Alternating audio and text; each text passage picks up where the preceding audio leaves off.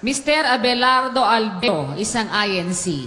Ang akin pong itatanong ay tungkol po ron sa ang dating daan.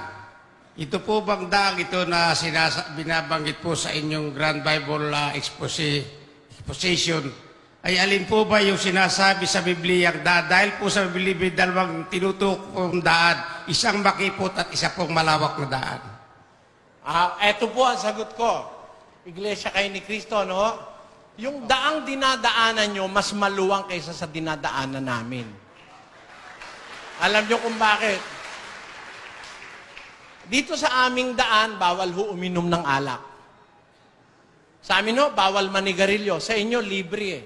Si kapatid na Abner, lasenggo pa nga yan eh. Sa Iglesia ni Cristo, maraming hindi bawal eh.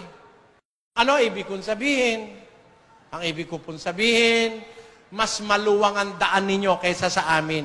Ang sabi ni Cristo, 7:13 ng Mateo, basa. Kayo'y magsipasok sa makipot na pintuan, sapagkat maluwang ang pintuan at malapad ang daang patungo sa pagkapahamak, at marami ang dooy nagsisipasok.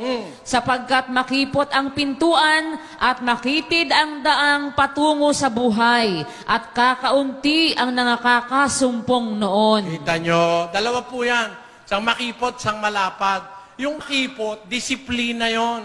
Pag ikaw ay dadaan sa isang makipot na daan, ibig sabihin may disiplina ka sa pagdadaan doon. Pero pagka dadaan ka sa walang disiplina, malapad yon. Kahit na magpawardi-wardi kang ganon, pwede ka pa rin dumaan eh.